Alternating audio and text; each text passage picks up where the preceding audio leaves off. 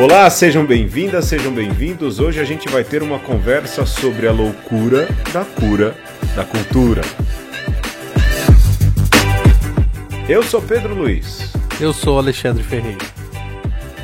Esse tema aqui, que é o tema da lista, de novo vamos tentar ser sérios. Famigerada lista.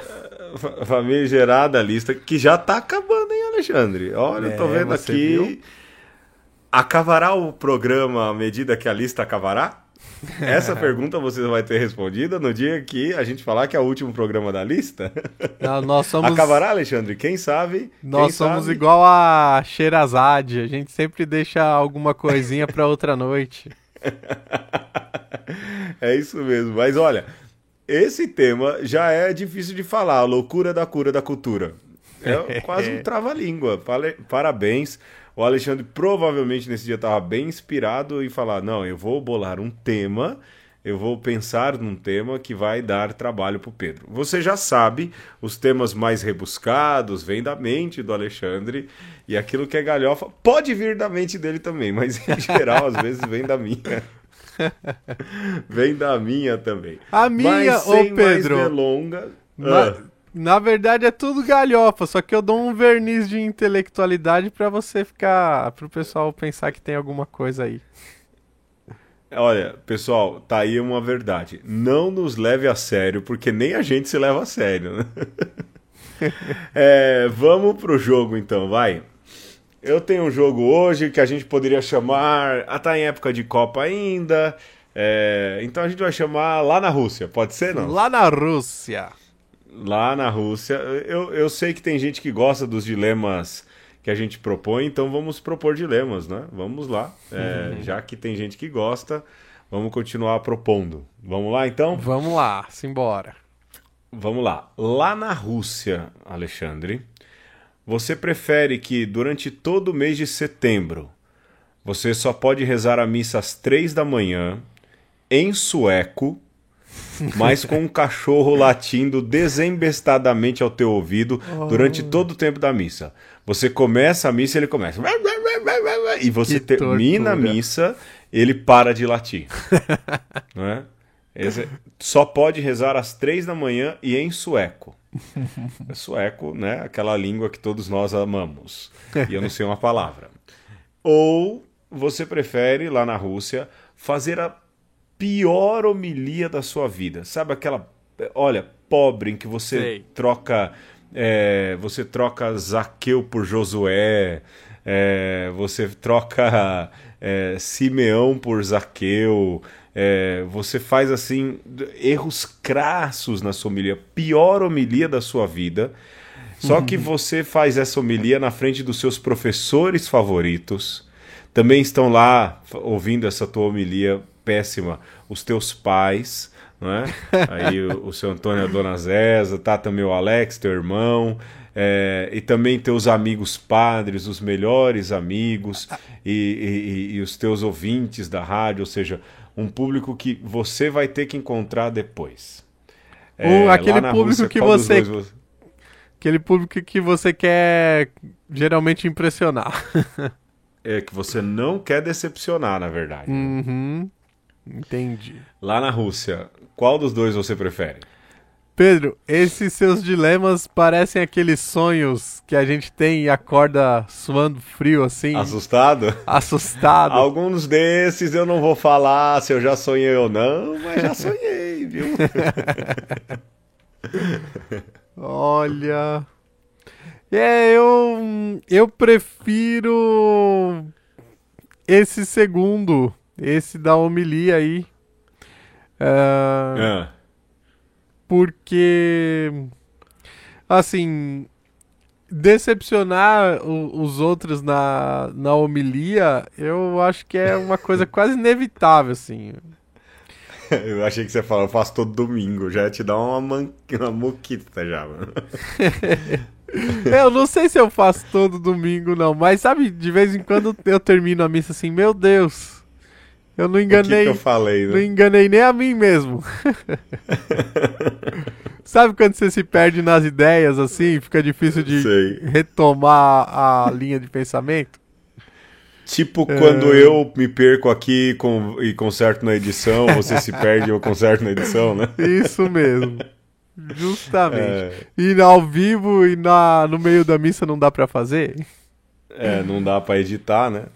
Agora, por outro lado, celebrar 3 horas da manhã já é difícil já. E ainda mais, com o cachorro latindo. Olha, o tempo inteiro. Em sueco. É um pesadelo grande demais, assim. Quase insuportável. Não é o sueco moderno, o sueco clássico, viu? O sueco medieval. Que creio que deve existir, deve ser bem difícil. Então você prefere a pior homilia? Eu prefiro, do que ter que acordar cedo. Eu rezava em sueco. Eu já rezei com criança gritando, cachorro do lado do altar. Pra mim ia ser o problema o sueco, mas sei lá. Eu acho que eu prefiro rezar em sueco do que fazer a pior. Eu também acho. De vez em quando eu faço homilia, eu falo, será que o povo entendeu o que eu falei? Será que eu entendi o que eu falei? Né? Será que eu entenderia? Preparado? Eu falo, nossa, mas eu preparei tão direitinho, saiu isso, na minha cabeça tinha ficado tão legal, né? E isso é direto. Então Pedro, tá mas bom. Você sabe que eu já celebrei 3 da manhã já? Já? Opa! Mas em quê? Em encontro, vigília, essas coisas? Por 2 anos eu já celebrei a vigília pascal 3 horas da manhã. Comecei às 3. Mas por que isso, Alexandre? Essas loucuras de padre novo, sabe?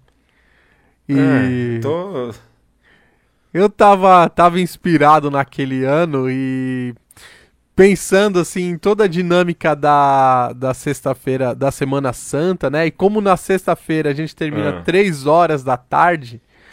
E aí conversando com o pessoal da liturgia, eu falei, olha, seria legal se a gente começasse às 3 da manhã. E o pessoal embarcou. E foi bom, foi legal. E tanto que no outro ano eu não queria fazer e o pessoal falou assim, padre, vamos fazer 3 horas da manhã. Foi muito louco o ano passado. E aí a gente repetiu. Cê é louco. Mas muito mais, assim, mesmo pelo exercício mesmo do que... Mas foi muita gente no dia dessa missa, não? Foi. A galera topou 3 horas da manhã. A galera queria ver qual que era o barato.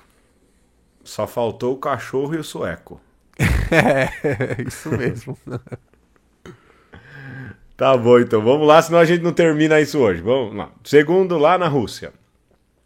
Você preferia deixar crescer um bigode, que nem o do Charlie Chaplin e daquele outro sujeito que eu não falo o nome, durante todo o mês de outubro, mas aí sem deixar crescer qualquer outro pelo no rosto, né? E a razão do aparecimento você nunca poderia revelar.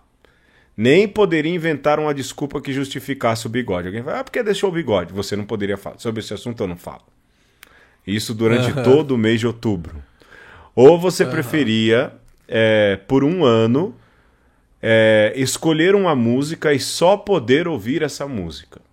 E se você ouvisse uma outra música por acidente, por exemplo, passando na rua, tocasse, não é? Lhe cairia um dos dentes da boca. Uau! Qual que você prefere lá na Rússia? Olha... Esse dilema agora foi gigante. Foi cruel. Vamos lá. Eu vou preferir ouvir uma música só. E cair os dentes se alguém passar na rua lá atrás. Por exemplo, você tá lá e aí passa alguém tocando Pablo do Arrocha, né? Estou indo embora, né? Passa assim. E aí, automaticamente, ele cai um dente. Não tem como. É a pena porque você ouviu outra música. Isso por um ano, hein? Eu vou terminar sem dente aqui na periferia. Vai, morando no Madalena, vai.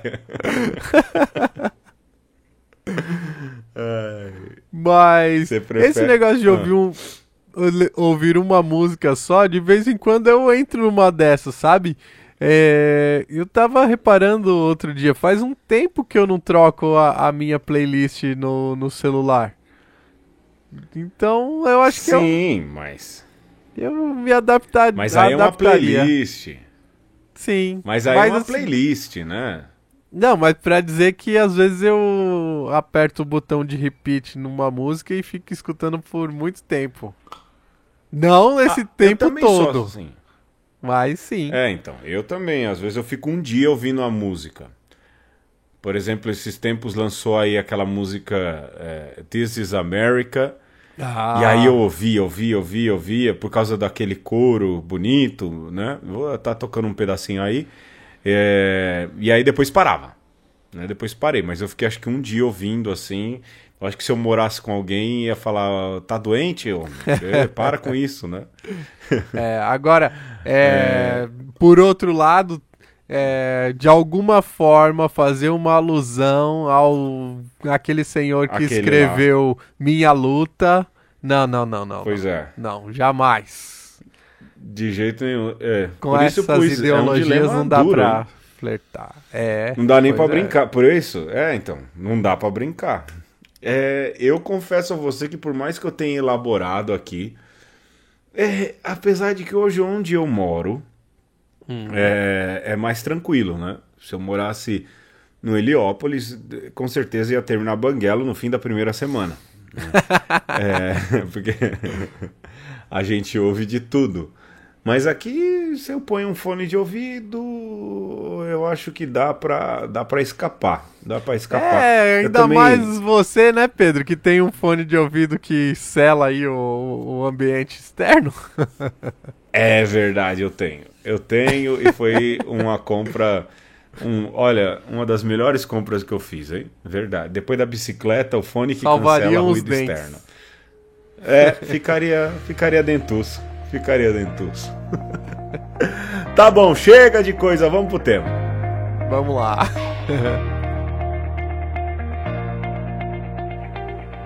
Na experiência humana não encontramos, de modo algum, que as diversas atividades que constituem o mundo da cultura convivam em harmonia. Pelo contrário, contemplamos a luta perpétua de diversas forças em conflito. O pensamento científico contradiz e suprime o pensamento mítico. A religião, em seu mais alto desenvolvimento teórico e ético, está sob a necessidade de defender a pureza de seu próprio ideal contra as fantasias extravagantes do mito ou da arte. Resulta, pois, que a unidade e a harmonia da cultura não são nada além de um pium desiderium, uma fraude piedosa, constantemente frustrada pelo curso real dos acontecimentos. Sem dúvida, a cultura é dividida em atividades que seguem linhas diferentes e buscam diferentes propósitos. Se nos limitamos a contemplar seus resultados, criações de mitos, ritos ou credos religiosos, obras de artes e teorias científicas, parece impossível reduzi-los a um denominador comum.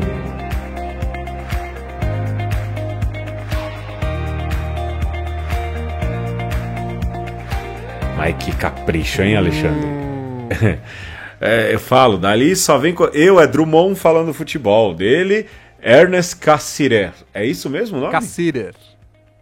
Cassirer. Introdução a uma filosofia da cultura. Chique, Alexandre.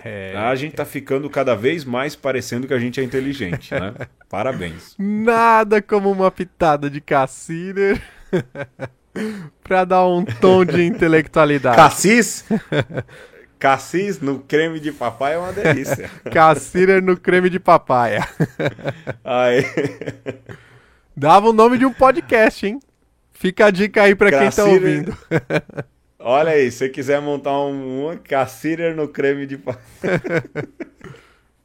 Ai, começou. Olha, não dá nem 15 minutos de programa, a gente já tá nessa viagem. Acabou a intelectualidade, ó. Já foi pra galhofa. O que teve de... Aliás, a nossa produção cultural baseia-se na galhofa, né, Alexandre? É isso mesmo. Mas, em resumo, cultura é quase que eu gosto de pensar assim, eu lembro que eu sempre dizia isso. É o extrato, é o suco que se espremesse um grupo, uma aglomeração de pessoas, não é? Uma sociedade, é aquilo que ele é capaz de produzir, não é? É bem por aí, né, Alexandre? Mas segundo o Cassirer, você vai pegar esse grupo, vai espremer e esse sumo vai ser ao mesmo tempo água e óleo. Você não vai conseguir misturar, né? É um aglutinado aí que nem em si mesmo não dá liga. Sim. E não dá mesmo, não é? Não tem como, porque da mesma maneira que existe uma multiplicidade de personalidades, de esperanças e de qualquer outra coisa que se componha uma sociedade, a cultura também vai refletir isso, né? Mesmo no aspecto religioso, ele trata aqui da religião, você não vai encontrar um aspecto somente. E a religião também é um produto cultural. Sem dúvida. Ela é classificada como tal. Mas mesmo entre nós, por exemplo, nós que somos católicos, nós somos todos iguais?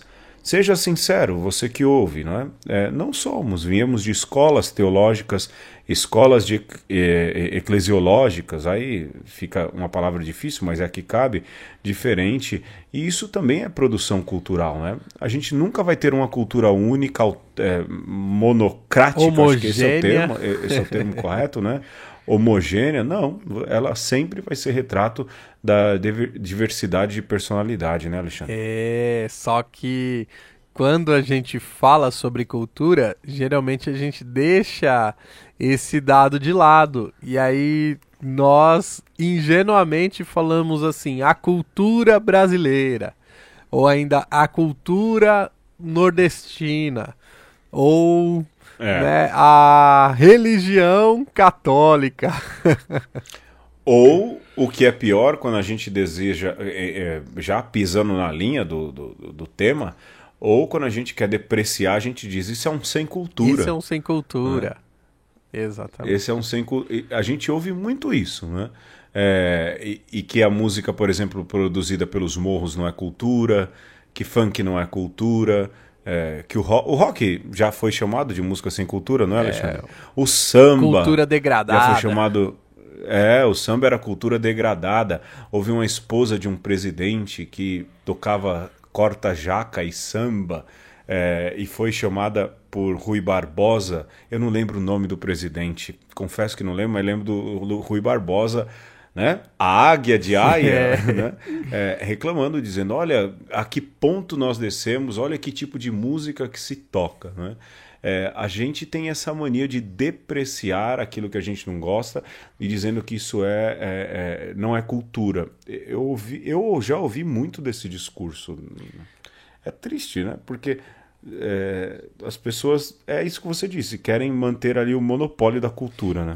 E também a gente pode fazer a crítica, você lembrava do Rui Barbosa, nas instâncias também da alta erudição. Então, a ciência jurídica, ela também é uma miscelânea que não se cola muito bem. A ciência, ela também, por mais que queira ser algo objetivo, ela é contraditória em si mesma. E ainda as artes aí dá um debate bom. O que é a arte clássica, o que é a alta arte e aquilo que é popular. Quer dizer, até aquilo que acha que é o substrato, suprassumo, é apenas um fragmento, né? É apenas um pedaço da colcha de retalho que forma o todo que a gente chama de cultura. Eu pesquisei aqui, viu? Antes, só pra gente dar a coisa certa, era a esposa do presidente Hermes da Fonseca, viu? Que tocou corta-jaca no Palácio do Catete e foi metralhada Porque Rui Barbosa deu uma de comentarista de internet. Ô Alexandre, enquanto você falava aí, tem muito, né? Esses dias eu vi uma entrevista de uma candidata a presidente, que a maioria dos entrevistadores eram comentaristas de portal. Parabéns, viu? Tá bonito. Estamos indo ladeira. Olha eu sendo o babaca da depreciação. Que cultura é essa? E que cultura é essa? Cultura do meme agora, meu, né? Comentaristas de internet vão dominar? Também tem. E esse é um problema, hein, Alexandre? É um problema, tá vendo? A gente se trai. Não ia por aí, mas vamos por aí. Eu lia hoje, por exemplo, de filhos que têm dificuldade de explicar para as mães os memes de internet, né? Por exemplo, ela mostra uma foto para a mãe e a mãe fala: mas quem é essa criança? Não, essa criança não é ninguém, mãe. Então por que você está me mostrando? Não é? Mas o meme é uma corrente cultural, não é? É um extrato cultural e que tem dificuldade de ser identificado também. Agora, não dá medo um pouco para você? A gente já disse isso várias vezes, de que isso se torne transmissão de conhecimento? Cara, não dá medo, Pedro. Na verdade, me fascina. Você pensa que um meme de internet, que geralmente é feito pela juventude aí, ela tem toda uma capacidade de comunicação e de ressignificação de um signo e de uma forma visceral, né? Nenhum desses jovens fica ali pensando, né, uma coisa mirabolante para criar um meme. Não, eles pegam aquela imagem, conseguem de alguma forma encontrar sintetizar um pensamento, né? Encontrar um valor ali, sintetizar aquele pensamento e fazer uma rima sígnica, né? Uma rima de imagem e colar outros significados e espalhar aquele meme. E quanto mais isso é bem feito, mais o meme se propaga. Mas não tem ninguém ali ditando: esse daqui é um meme ok, esse não. A propagação que diz... É uma torrente. Exato, né? É a propagação que diz que aquele meme foi eficaz ou não. Não tem o crítico de arte, não tem o censor que vai dizer: olha, esse daqui, beleza, merece ir pra galeria de arte. Isso é fantástico nos memes, né? Subverte muito. Sim. Eu sempre, quando vejo um meme, aí eu tava vendo essa matéria, né, das mães e tudo mais, e pensava no tema, né? Assim, nem ia colocar ele na conversa, mas eu fico pensando, às vezes a gente combate isso, mas a gente tá no meio de uma revolução cultural também, né? De um outro jeito de se comunicar. Isso também é cultura. Imagina que a gente consegue se comunicar hoje por emojis, não é? Exato. Isso era algo inimaginável há tempos atrás. E hoje você consegue comunicar uma ideia ali com duas figurinhas muito rapidamente. A ideia dos ideogramas também, isso já existe culturalmente falando, mas a gente vive uma revolução cultural que talvez a gente não esteja percebendo, não é? E quando a gente combate, é a tal da cura da cultura também. Né? Mas, Pedro, revolução cultural é a ordem do dia da cultura. Essa ideia de revolução... Ela acontece todo dia, esse né? Esse negócio de revolução cultural, a gente poderia dizer, não existe. Porque se somos seres pensantes e somos seres vivos, a gente está revolucionando a cada momento, né? Toda vez que nós falamos uma palavra, essa palavra ela ganha um novo significado. É praticamente um show do Jorge Ben que não consegue tocar a mesma música dele mesmo duas vezes da mesma forma. Isso é tão verdade, né? Que, bom, Jackson do Pandeiro também era assim. Mas vamos à frente. Essa questão cultural, Alexandre, você dizia aí, ela também passa por... A gente falando do preconceito dos memes, e é lógico, é normal que isso aconteça de maneira mais imediata, mas ela também... aquilo que se fala da síndrome do cachorro vira-lata, né? Como a gente desvaloriza a nossa cultura também, né? A cultura brasileira, né? E esse é um problema, porque a gente às vezes nem conhece muito bem aquilo que seria é, o que é próprio nosso e já vai depreciando porque olha as coisas que vêm de fora como se fossem melhores simplesmente porque vem de fora. E às vezes nem é tão de Sim, fora assim, e às vezes nem é tão do outro, porque o outro se relaciona com aquele produto cultural de uma outra forma. Então, na medida que nós começamos a nos relacionar, vou dar um exemplo aqui para não ficar muito abstrato. É, uhum. em tempo de Copa do Mundo, tem aí a música da Shakira, Waka Waka. Waka É, Waka. a música da Shakira lá nos Estados Unidos, onde ela faz sucesso, onde ela grava as músicas dela, tem um significado. Uhum. Na Colômbia, que é o país de origem dela, é outro, porque a música é de uma colombiana. Para Sim, nós, brasileiros, pela nossa história e a nossa relação com essa música, tem um outro. Né? Para não sim. dizer que pode ter um significado para cada um de nós que ouvimos. É que nem vai, você usou a Shakira de exemplo, eu trago mais pra cá ainda, né? Que é a Anitta, né? Pois é. Que vai, cobram.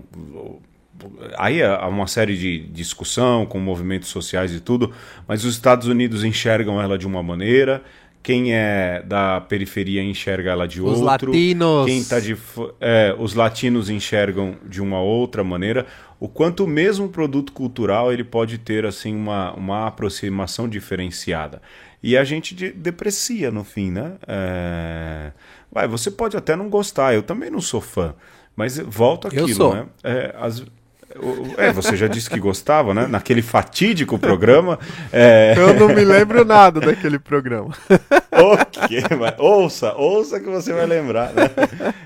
Mas às vezes a gente tem essa síndrome de cachorro, de cão vira-lata mesmo, de não valorizar o que a gente produz. Por exemplo, vou dar um outro exemplo que é hoje por causa desse lixo que é essa briga por causa de posicionamento político, né, Alexandre? Você vai pôr em dúvidas a produção cultural, por exemplo, do Chico Buarque de Holanda, não é? Sim. Que é um gênio, sim, não é? Tem letras ali, eu falo, olha, esse homem estava muito inspirado. Me impressiona desde pequeno construção, por exemplo, né? O quanto o Chico Buarque estava inspirado em fazer aquela música. E hoje em dia a galera deixa tudo isso de lado e deprecia a produção cultural. Ah, não, mas porque ele é amigo do Lula, né? Ou se fosse o contrário também, alguém depreciaria. Volta. Alguém depreciaria por outro lado. A gente tem que tomar um pouco mais de cuidado com isso, né? Certas coisas são heranças nossas e a gente está jogando, como disse o Alexandre no outro programa, a água junto com a criança, a água do banho junto com a criança junto com a água do banho, né? É, agora a questão do depreciar também, para nós brasileiros, eu vejo que é um pouco da nossa cultura. Essa coisa do tirar o sarro também, né? Sim. Então, até que ponto também que essa síndrome do cachorro vira-lata é de alguma forma um tentar valorizar ao contrário, né? Assim, Uhum. não se levando a sério, dizer, olha, não poderia ser melhor, mas eu não tô afim. No fim, no Uhum. fundo, você sabe que é bom, mas de alguma forma você tenta, para não dizer que se esforçou tanto, porque poderia ser Uhum. melhor, você diz que é ruim, né? Eu acho que tem um pouco Sim. disso também, mas acho que eu viajei demais também agora. Mas a gente continua a viajar no próximo bloco.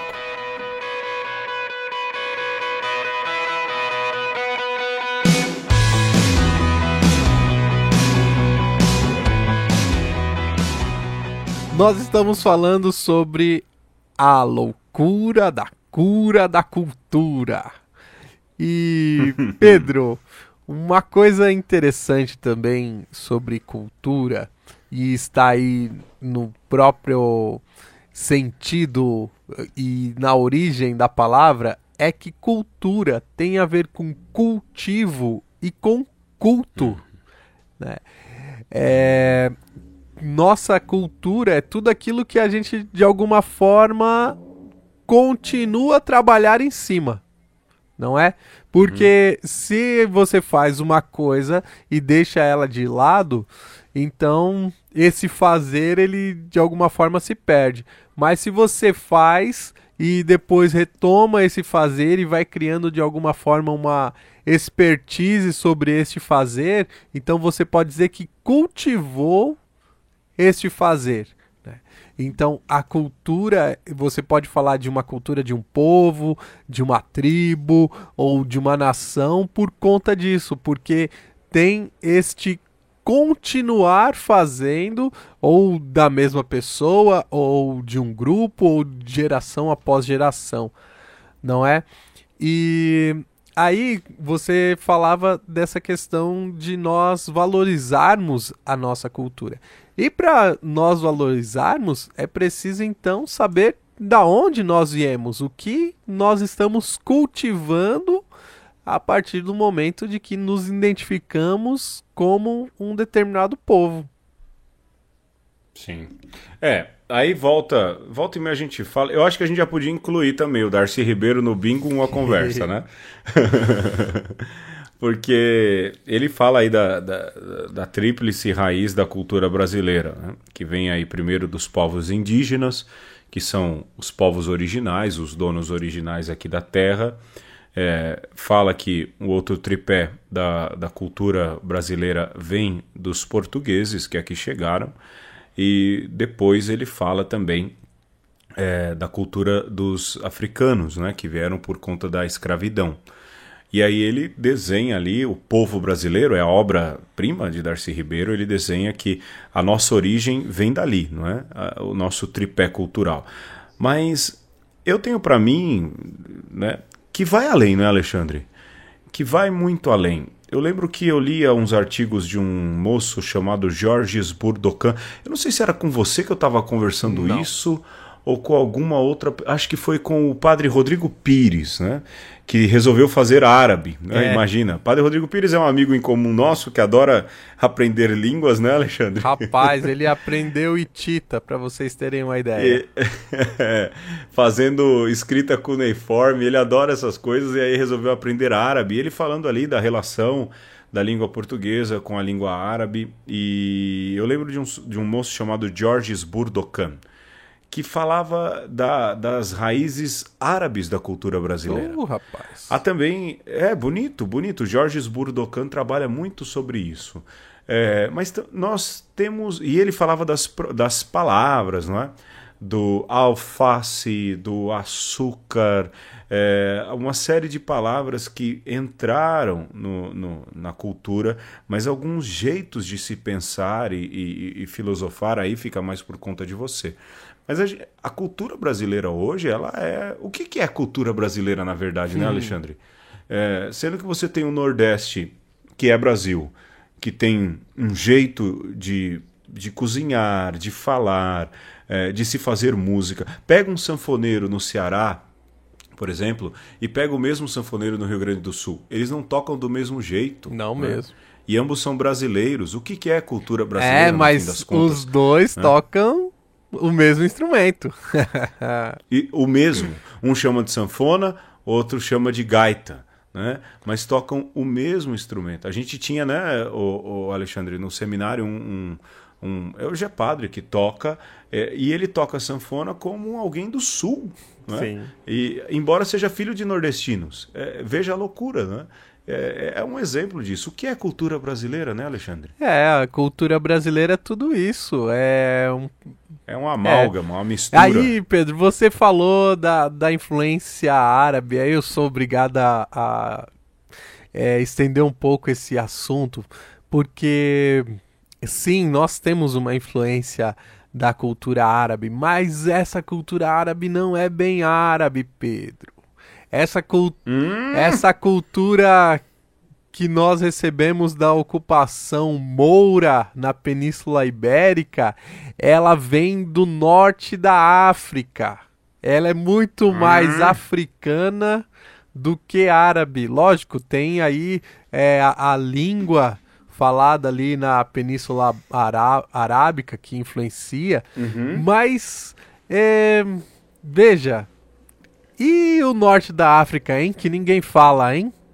Que Pois é. tinha toda uma riqueza ali cultural desde Cartago e aí que tem a ver com o nosso tema, inclusive nessa loucura da cura da cultura, o Império Romano tentou deletar Cartago do mapa.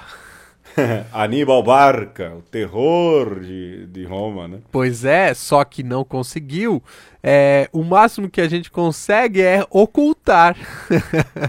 Ocultar aquilo que nós nos apropriamos do outro. Então, se você para pensar que sim, né, houve uma propagação da religião muçulmana no norte da África e depois esta cultura norte-africana vai até a Península Arábica carregando o símbolo da língua árabe, você tem uma amálgama cultural muito louca, assim, no bom sentido, ali na Península Arábica, que depois vem parar aqui no Brasil, né, que já é mediterrânea, ao mesmo tempo norte-africana, e também tem um pé na cultura celta, porque os lusos que ali estavam em Portugal eram uma tribo celta, e tudo isso nem estamos entrando aí nas outras matrizes, hein? Já é uma mistureba e tanto, e a cultura no fundo é isso, né? Sim. O problema é quando a gente quer ser, eu acho que é essa palavra, autóctone, né? Que é só de um jeito. Ou o mito exemplo, da pureza, né? E hoje isso vem muito em voga, não é, Alexandre? Esse mito da pureza cultural, o que é perigosíssimo, porque beira, essa questão de pureza cultural é perigosíssima, porque beira muito um discurso nazista, não é? Beira muito um discurso fascista. E aqui a gente usa a palavra com propriedade, não aos borbotões como andam usando aí, sem invocar a lei de Godwin, né? Que é a lei que fala que toda discussão, quando fica sem saída, a parte que está perdendo coloca Hitler, pronto, né? Ganhei a discussão, né? Hoje em dia, qualquer coisa, na terceira fase de uma discussão, as pessoas já comparam. Sabe quem era assim? Também ele, não é? Mas esse pensamento, monocultural ou de depreciar a cultura estrangeira, que já não é mais nem a produção cultural de um jovem ou outro, mas a produção cultural estrangeira, é perigoso, não é? Eu lia essa semana que a Universidade Federal do ABC vai colocar afromatemática como disciplina obrigatória. Show de bola. Né? E afromatemática não é só a questão dos matemáticos negros, mas um jeito de se fazer matemática no continente africano.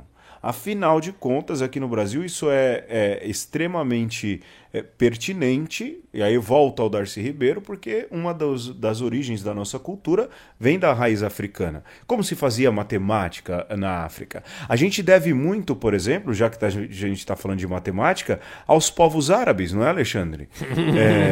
E aí quando você fala, não é? A gente deve muito, você explica melhor, e aí as respostas das pessoas eram algo de um preconceito, e esse preconceito, na verdade, está instalando um pensamento monocultural, né?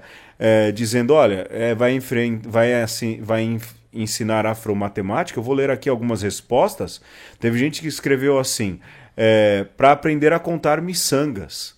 Não é? Um absurdo. Outra pessoa respondeu assim, vai ensinar afromatemática para aprender a calcular os seus roubos. Não é?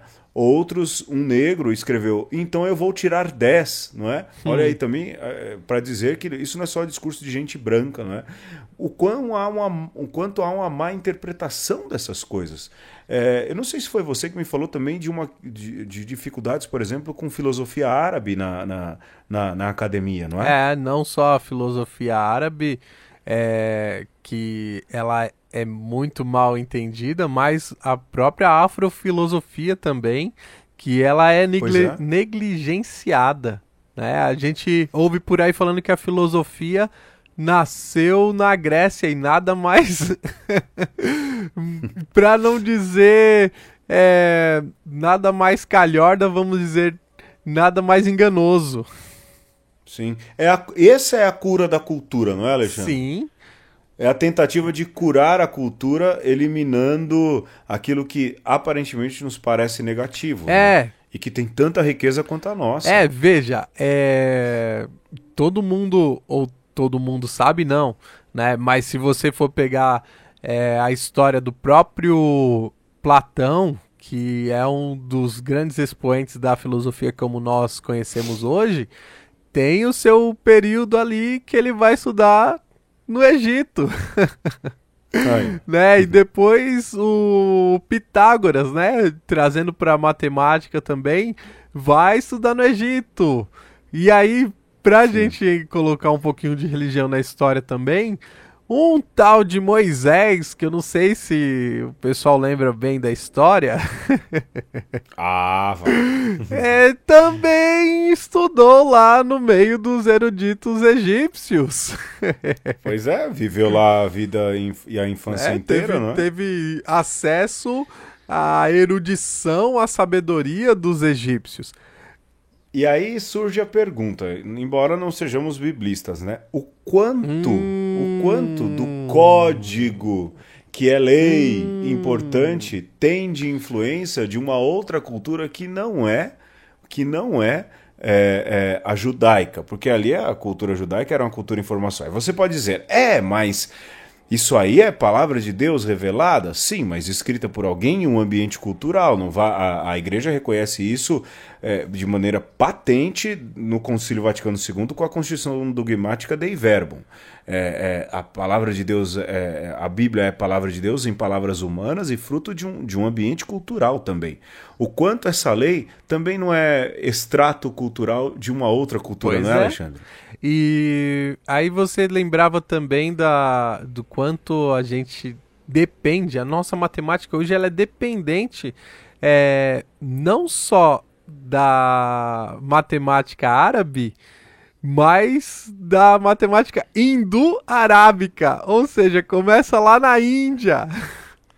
Né? Eita, aí a galera do monoteísmo, né, radical, vai pirar, hein? Vai mandar parar de estudar matemática. Ou seja, se dependesse da Europa, a gente estava fazendo conta com número romano ainda. Aí você que olha relógio, né? A gente é monoteísta radical, viu, gente? Ninguém aqui vai defender um politeísmo, né? Mas radical no sentido de raiz. Não Nutella. No sentido Nutella, não no sentido de combater, não é? Nada disso. Mas imagina aí, se não fosse os árabes, vocês estariam, neste momento, fazendo continha com I, X, V, L, M. Ia ser legal, né? Eu não sei se foi você que me falou, Alexandre, justamente disso, né? Que foi perguntado. É porque antes de gravar isso com o Alexandre, eu tive uma conversa com o padre Rodrigo Pires, esse que a gente falou que fez Itita, não é? E eu acho que falando um pouco sobre o tema, disse que, eu não sei se foi você ou se foi ele que me disse que foi feita uma pesquisa nos Estados Unidos, né? Essa pesquisa de opinião, na verdade, nada muito sério. O que você acha do ensino de matemática com os números arábicos? A grande maioria respondeu, sou contra. Né? Aquilo que você disse. Estaríamos hoje, então, fazendo matemática com numerais romanos e no numeral romano não tem zero. E da onde vem o zero? De onde vem o zero? Que é uma herança cultural. Veio. É matemática, veio mas é da herança Índia. Cultural. Veio da Índia. Eu já ia falar, veio dos veio árabes, pelos árabes, mas veio lá do fundão. Aí, Você que coloca no mesmo balaio todo mundo, não é? Na sua concepção e na sua panela cheia de preconceito, tentando curar a cultura do outro, saiba, a nossa cultura que você quer usar como instrumento para curar do outro é um embolorado, como a gente já falou lá, o que é cultura brasileira, é um embolorado de influência de outros, inclusive os zeros que você deseja tanto ter na sua conta bancária, né? Mas eles são herança cultural de outro povo. Ô Pedro, aí pra gente não desmerecer também o numeral romano e pra gente entender um pouco... É porque é bom de ver então, hora. E ver um pouco e ver um pouco também a pertinência da afromatemática, por que os romanos, o Império Romano, valorizava o numeral romano? Porque é uma matemática ordinal, né, que serve bastante para colocar as coisas em ordem. Então, um exército, a centúria era marcado com um X, com um número, com a letra C, para você saber, olha, essa quantidade aqui serve para designar uma centúria. E aí as subdivisões das centúrias, você tinha lá o L, o X, o 5, né, que era o V, e assim por diante. Ou seja, nesse jeito de lidar com os números está toda uma forma de lidar com o mundo. Vamos dizer, porque isso também, eu lembro do nosso professor de latim, não é, Alexandre, que falava, o latim é uma língua lógica, né? Você precisa de uma certa lógica para entendê-la. E a numeração também passa por isso, Sim. Né? E aí quando você pensa na afromatemática e na forma como os africanos, e aí também é complicado você falar africanos como se fosse uma coisa só, porque existem muitas Áfricas, mas o africano, ele nunca parte de um individualismo, né? É sempre você estar em relação com um todo. E em relação ao coletivo. Com relação ao coletivo. Então é você no coletivo e o quanto que esse coletivo influencia no que você é. Que é... matemática da terceira série, agora eu lembrei. Está contido, não está contido. Pois né? E aí eu tô pensando aqui na filosofia Ubuntu. E, cara, o quanto que essa afromatemática pode nos curar aí de uma compreensão de mundo que ela não é simplesmente abstrata, e esse é uma crítica que a gente pode fazer para a matemática árabe, que ela é abstrata. Por quê, Pedro? Porque era usada basicamente para o comércio. Então, se você trata pessoas como números e, sobretudo, como números indo-arábicos, você está necessariamente despersonalizando, né? E porque a matemática financeira, ela necessariamente precisa dessa despersonalização, que não cabe muito bem na matemática romana, podemos dizer assim, e eu quero intuir que também não caberá na matemática africana. Pois é, e olha, se você vê as respostas aqui, são as mais tristes e mostram o quanto, na verdade, quem faz esse tipo de crítica está atrás em um enriquecimento cultural. Não é dizer que as pessoas não têm cultura, mas o quanto são pobres culturalmente falando, né? A gente, por exemplo, falando, olha, quantos negros... Então quer dizer que nesse curso vai se aprender quantos negros são necessários para se trocar uma lâmpada? Veja, é triste você, em 2018, depois de Cristo, aliás, depois daquele que é uma das maiores referências de diálogo com os outros, daqui a pouco a gente chega aí, não é, Alexandre? Alguém faça um tipo de comentário, uma piadinha assim, não é? É triste. Por exemplo, como calcular quanto tempo você vai levar em cana por roubar X de Y.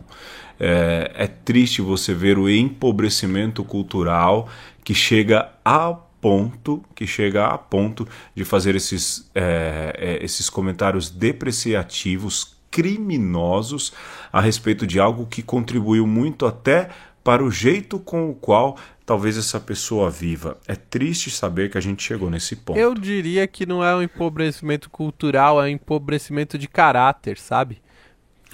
Não, falta caráter. Na minha opinião, falta caráter também. Aqui a gente tá falando de cultura, né?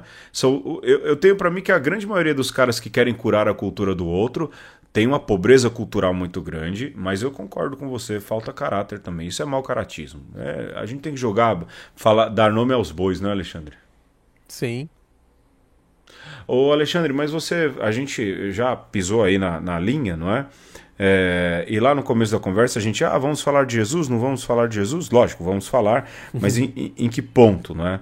E eu vou voltar para aquele seu primeiro pensamento da samaritana, que a gente tinha conversado antes, não é? Porque se você pegar, por exemplo, a samaritana está no capítulo 4 do Evangelho de João. É a primeira vez, e quem faz essa sacada foi um russo, um padre ortodoxo de outra cultura, olha aí, né? Que faz essa sacada, que é a primeira vez que Jesus fala que ele é o Messias, assume isso para alguém de fora, é para uma estrangeira, não é? Para uma samaritana. No Evangelho de Lucas, o maior exemplo que a gente tem de bondade, que é o bom samaritano, pasmem, um samaritano era um estrangeiro tão díspare do judeu quanto são brasileiros e argentinos, por exemplo. Talvez Jesus tenha dado esses toques, né? Esses petardos de que a cultura do outro também é sujeito de revelação divina.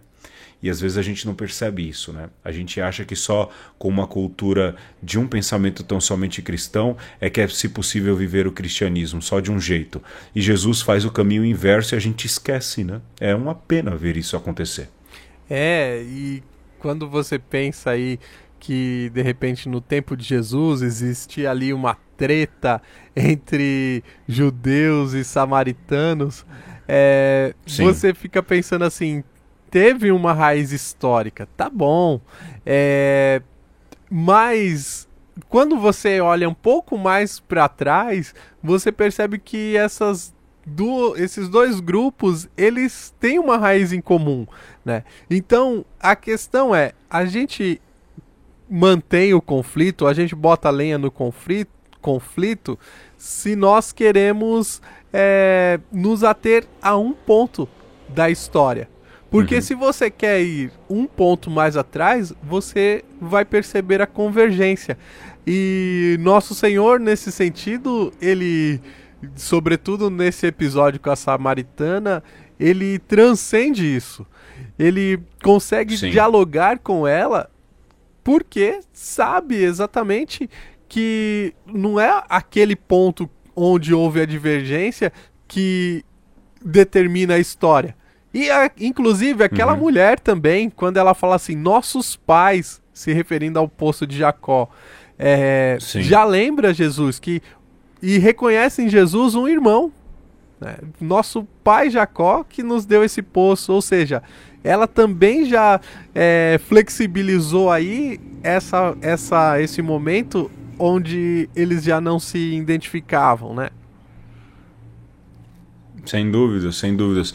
E o quanto, e me chama a atenção, e isso a gente precisa se lembrar e se esquece, sobretudo sempre a ala que quer curar a cultura do outro, né, Alexandre? Sim. O quanto a gente se esquece que Jesus era muito bom em dialogar com a cultura do outro e mais do que isso, apontar para os judeus do seu tempo que é do outro que vem os melhores exemplos daquilo que é divino. Do samaritano, da samaritana, e mesmo o Evangelho de Mateus pontua que, embora venha dos judeus a salvação, várias vezes ele remete também a outra cultura. Jesus diz aí que a Rainha do Norte vai ter precedência na salvação, ou seja, diversas vezes Jesus aponta para a riqueza cultural que o outro tem. Então, é triste e perigoso quando a gente deleta isso do nosso arcabouço religioso, né, Alexandre?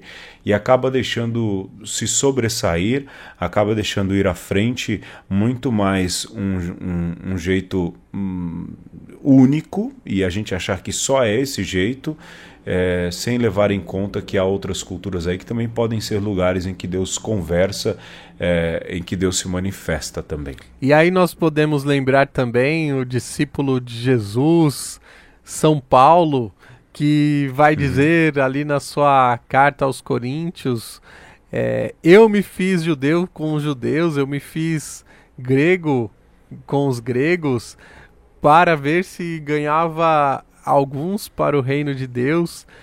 Ou seja, você conseguir olhar a cultura do outro também como esse lugar onde Deus se revela, significa que você precisa aprender do outro aquilo que ele tem de bom, né?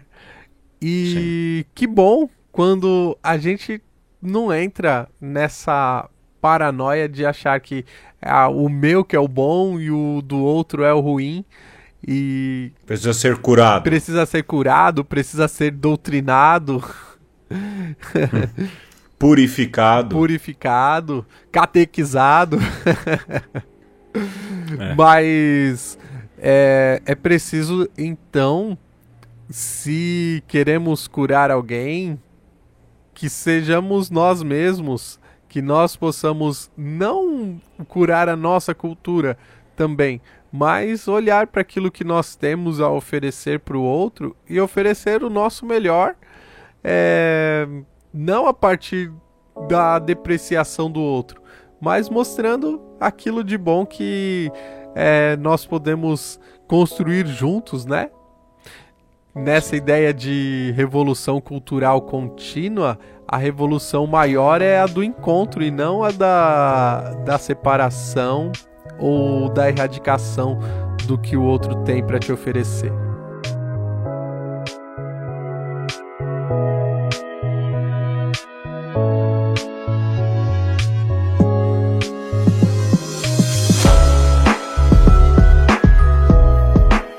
E assim nós terminamos mais uma edição de Uma Conversa. Dessa vez falamos sobre a loucura da cura da cultura e como às vezes a gente, na sanha de querer purificar a cultura do outro, às vezes a gente acaba colocando o carro na frente dos bois. A gente gostaria de agradecer a sua audiência, você que nos ouve toda semana, baixando lá o programa pela internet, nos seus aplicativos de podcast. São os nossos 9 fiéis ouvintes. A gente quer agradecer muito vocês que entram aí na página do Facebook Uma Conversa. A gente já está perto de 300 ouvintes, hein, Alexandre? Eu fico me perguntando se todos esses ouvem de verdade ou só curtem porque são amigos nossos, né? E querem ver lá os vídeos semanais. Mas muito obrigado você que ouve na rádio, muito obrigado você que ouve aí na internet. A gente faz com muito carinho esse programa e faz, lógico, por amor à mídia do podcast. Eu fico por aqui, até semana que vem, Alexandre. Até semana que vem, Pedro. Eu também gostaria de lembrar que se você quiser mandar um psicotrópico para nos curar das loucuras podcastais ou das bobagens que nós falamos, manda um e-mail para conversaconosco@gmail.com. A gente fica feliz. E se você quiser também pode nos seguir nas redes sociais, é sempre o número 1 e conversa no Instagram, no Facebook e no Twitter. E é isso, valeu, tchau e beijo.